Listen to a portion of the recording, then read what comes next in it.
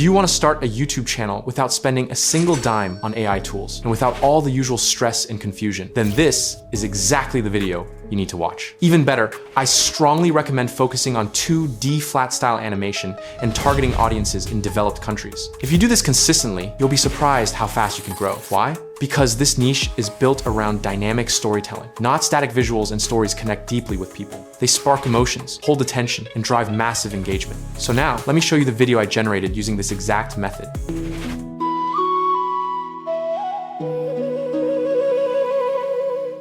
Another long day. I hope grandmother is feeling better today.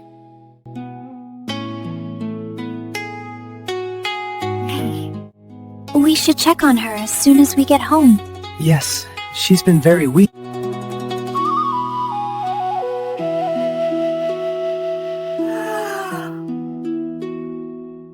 You are both here. Please rest, grandmother. We're right here.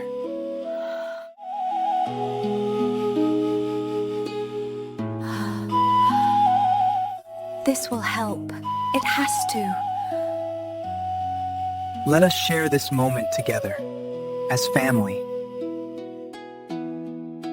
No matter what happens, remember to be kind.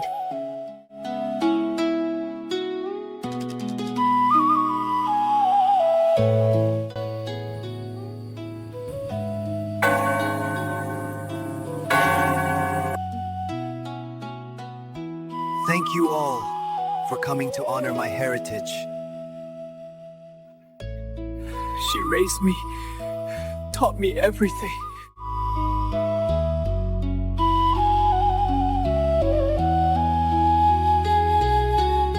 She lives on through us. Mother is gone now. We have to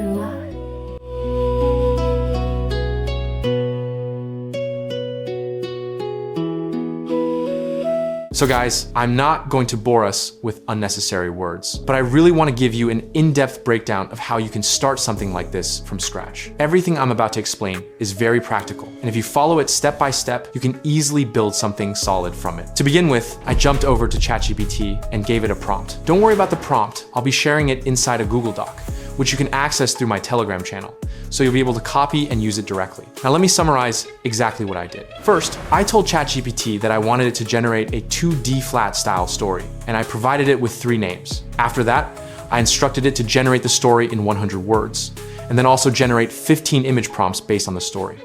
I made sure to clearly tell ChatGPT to make the prompts detailed and descriptive.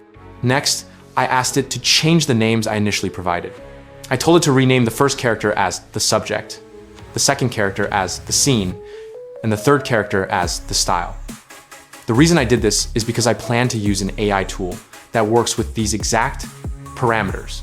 Once that was done, ChatGPT generated an amazing 100-word story and immediately produced the 15 image prompts.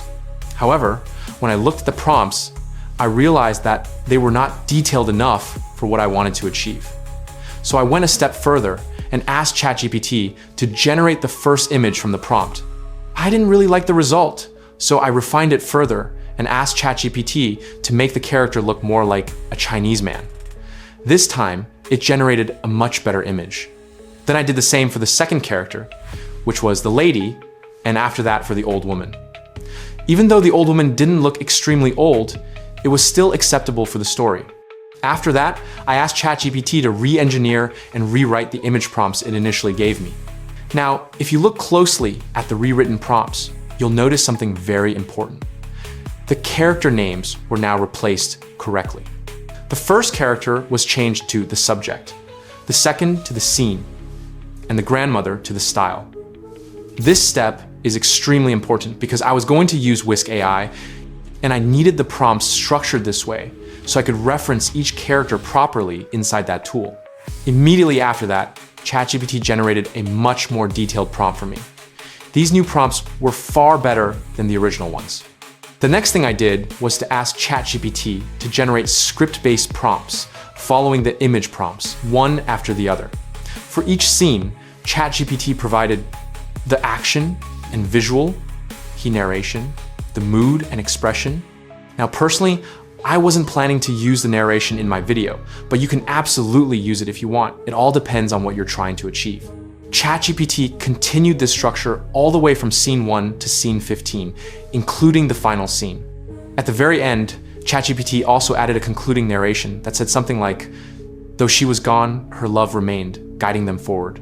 Again, I wasn't going to use that part, but it's there if you want it. This entire process alone is powerful enough for you to start a YouTube channel based on storytelling content. Now let's move on to how I generated the images using Whisk AI. Inside Whisk AI, what I did was upload the reference images. First, I uploaded the image for the subject. Then I uploaded the image for the scene. And finally, the image for the style. These are the three main characters we want to keep consistent throughout the story. All I had to do next was start pasting the prompts generated by ChatGPT. For example, if the prompt says, "The subject, an ancient Chinese man in simple, hand-woven clothing walking along a deserted village path," you'll notice that it references the subject, not a personal name. That's exactly why I renamed the characters earlier. So whenever the prompt talks about the subject, I simply click on the subject reference image in Whisk AI before generating. This ensures that the character always looks the same. If the prompt references the scene, I click the scene image. If it references the style, I click the style image. This method guarantees character consistency. As you can see, the second image generated looks exactly like the first one. The same man, the same woman, everything stays consistent. If at any point the generated image doesn't look right, you can simply regenerate it. That's exactly what I did until I got the results I wanted. These are all the images I generated using Whisk AI. It's a very interesting process, and you can either come up with your own story or ask ChatGPT to generate one for you. While doing this, I noticed a few errors along the way, but I corrected them through regeneration and refinement.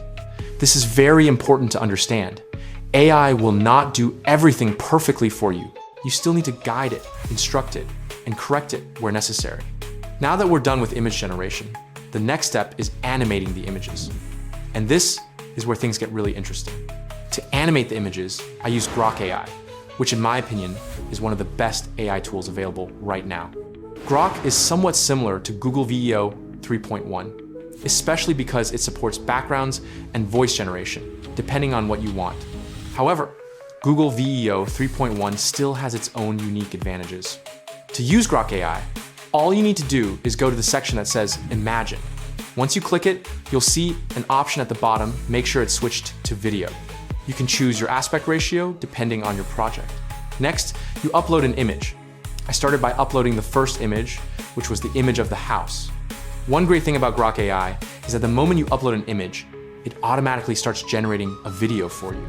Also, Grok AI gives you 20 generations every 2 hours, which means you really have no excuse not to start creating. As you can see, it generated the video immediately. If you want more control, you can tell it exactly what to do, but I was fine with the auto-generated result, so I simply downloaded it. Then I moved on to the second image. I uploaded it the same way. While Grok was generating the video, I went back to ChatGPT and copied the script for the second image. That script included the actions, expressions, and inner monologue, Aldo dialogue. I pasted the action part into Grok, then added the dialogue into the inner monologue section. Since Grok doesn't automatically understand who the subject is when there are multiple characters, I manually changed the subject to the man. This helps Grok understand who should be speaking. After pasting everything in, I clicked Generate. And within a short time, Grok produced the animated video with voiceover included. This is what makes Grok very different and powerful. Once it was done, I downloaded the video. I repeated this exact same process for all the remaining images, using the scripts generated by ChatGPT. And just like that, creating the full video became very easy once you understand the workflow. Now that we're done with image animation, the final step is video editing, and for that, we're going to be using CapCut AI. In the next section, I'll be showing you some powerful editing techniques that will help make your videos look even better. So let's move on to the next step. All right, So to get started with the editing process, I already brought all the generated videos into the timeline and arranged them in the correct order. Once that was done, the next thing I focused on was adding a filter. The filter I used for this project is called Late Fall.